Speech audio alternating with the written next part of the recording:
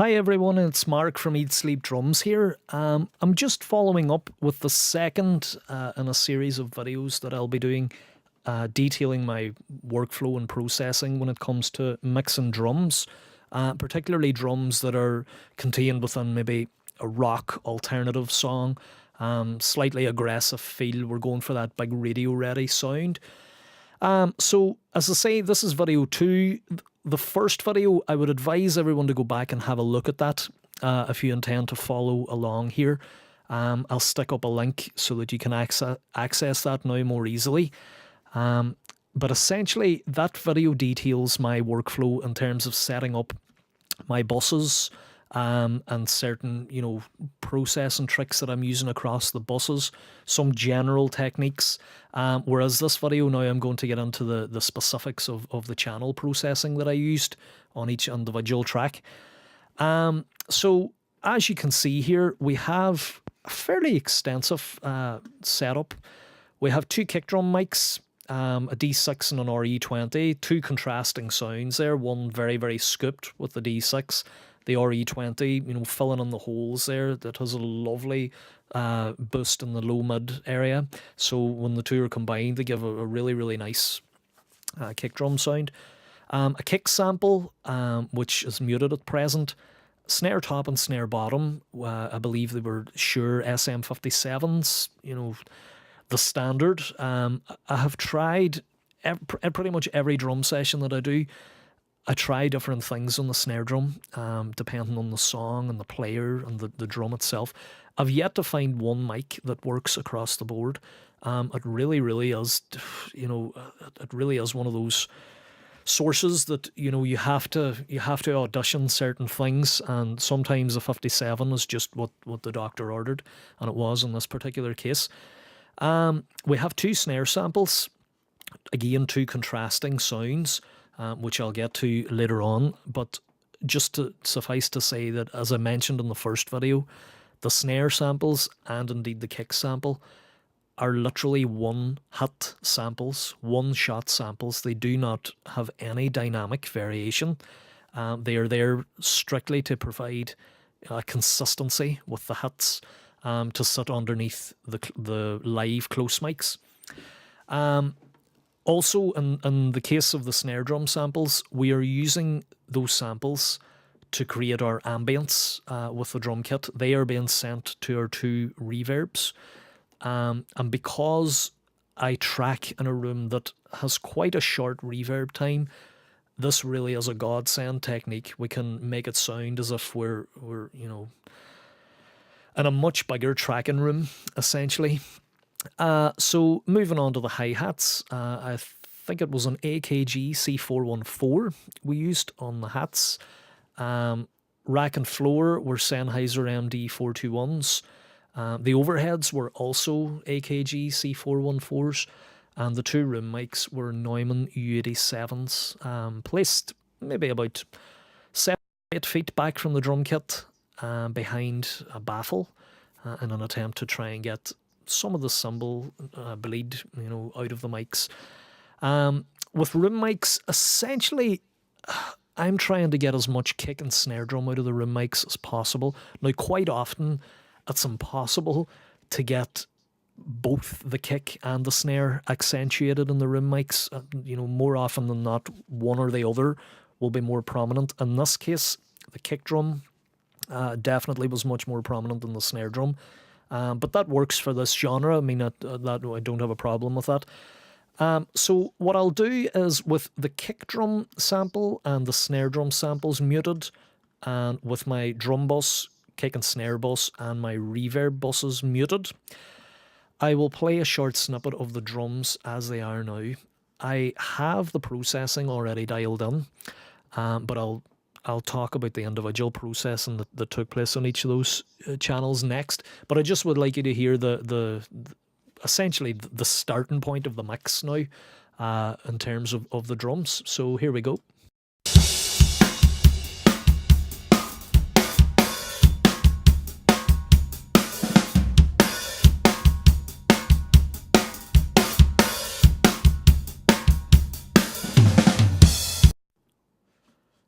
So there you go. I mean, it's a very well captured sound. It's very punchy. It's very clean. As you can probably hear, there's not a lot of ambience there. Again, down more to the room that we tracked in than anything. But obviously we can fix that later in the mix. But it's a very usable drum sound. I mean, that to me is a very good starting point upon which now to add all our supplementary samples and effects. So I'll have a look at what we did on the individual channels now. I won't go through and bypass the processing and re-engage it on every channel because would be here all day. But if anyone has any requests or anything along those lines, shoot me a message and I'll see what we can do. But for now, I'll just talk through the processing. So on our inside kick mic, the D6, as you can see, essentially what we're looking to do is bring out as much top and bottom as possible. Now, this may seem excessive because we're doing this quite literally across the board. If we look now at the RE20 setup, again, we're maxed out on 8K. So in both instances here, we have absolutely bucket loads. We have, a cumulative effect of plus 30 dB at 8K, which, you'll probably think, looking at it, that is excessive. But when you start layering in, the likes of overdriven guitars, distorted guitars, aggressive vocals, distorted bass, that top end just gets soaked up. You really wouldn't believe it. So this is what's required to help get the kick drums to cut through the mix, essentially. So as you can see, broad boosts on the top and the bottom. We're sucking some of that 500 hertz out here. So I'll just solo the kick drums, the two kick drums, so that you can hear those with the processing engaged. And as you can see here, absolutely no compression on our kick drums, just EQ.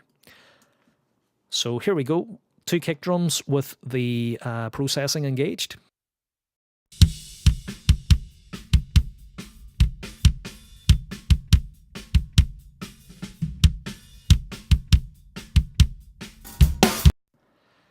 So really, really strong foundation upon which to build the rest of our drum mix. As you can see here, we're sending to two buses also. So those buses are just simply the drum bus and our kick and snare bus. So that's where those two kick channels are going. And as you know from watching the first video, they're being sent post-fade. So these processing effects that we have on the channel are engaged, and that's those signals, the processed signal that's being sent to those buses for further processing. So now we'll move on to our kick sample, and essentially what we're looking for here is just something nice and round to fill out that bottom end. In terms of the processing, again, well, surprise, surprise, we have some more boosts at 8K and some more boosts just around 60 hertz. Yep, 60 hertz. 500 hertz sucked out yet again, and a little boost around 800 hertz just to add a little bit of mid-range to the kick drum. Just that little knock in the mid-range can really help bring the kick drum to life as well. So I'll solo the kick drum sample, and then I'll also blend in the original close mics so that you can hear them in tandem.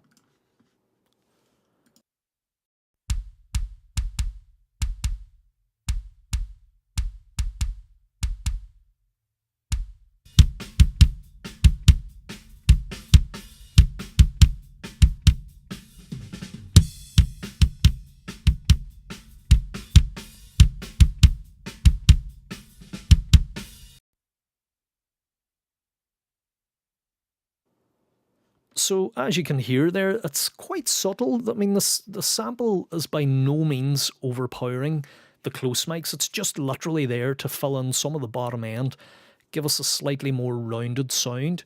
And it's working really, really well.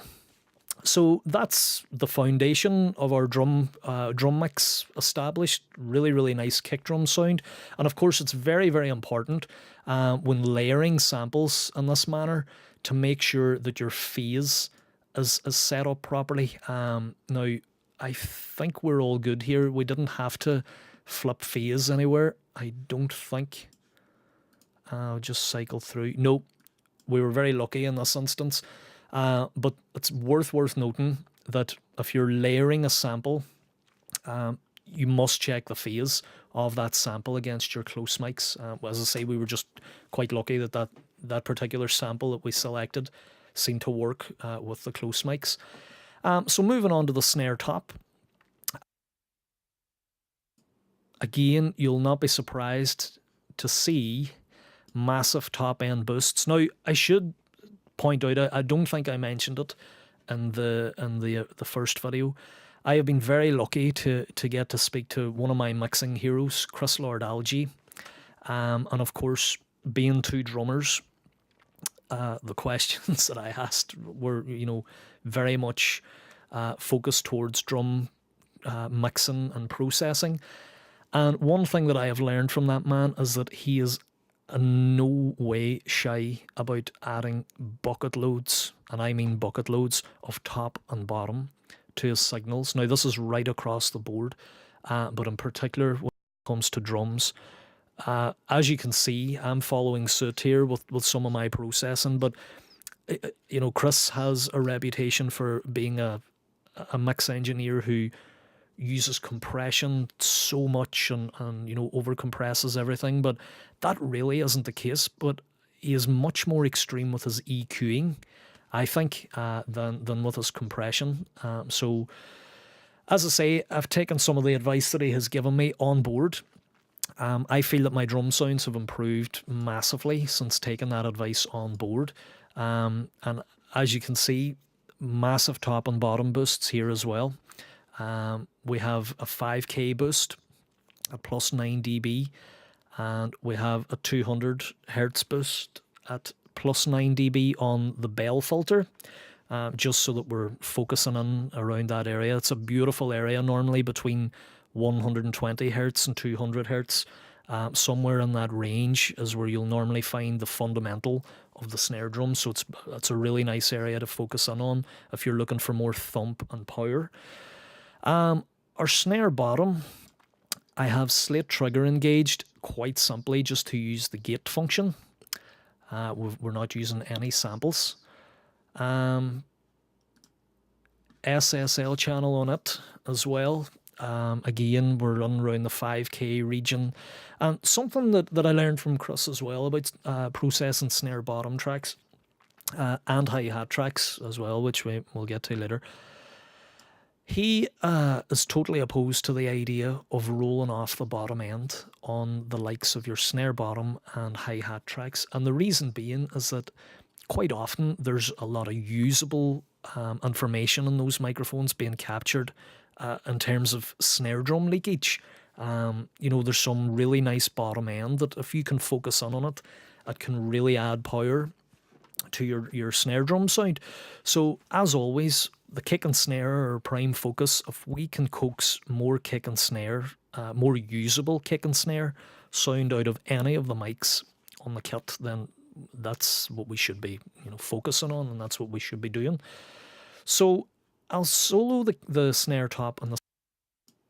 Sorry, I keep doing that. Whenever I hit solo, it cuts me off, which may be a good thing on some occasions.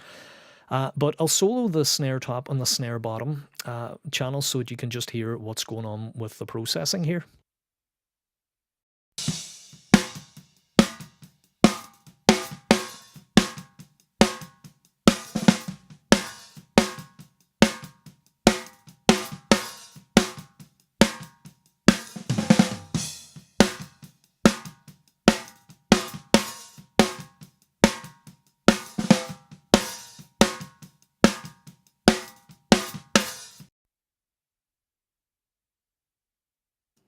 So as you can see, there's some light compression going on here as well. I spoke in another video that I had done about compressing the snare top mic. It's it's one of those topics that'll divide, people who mix drums. Some people smash their snare top mic. Other people, prefer just to be a bit more subtle with it. I fall into that second category for sure. 4 to 5 dB of compression for me is an absolute maximum for snare drum. Simply because the more you compress it, you're pancaking the snare. You're losing the transient, which is the complete opposite of what we should be doing. By and large, I mean it's okay to use saturators, maybe tape plugins, just to reshape the transient, but we certainly don't want to be smashing the transient to pieces because otherwise the snare drum just has great difficulty in cutting through the mix.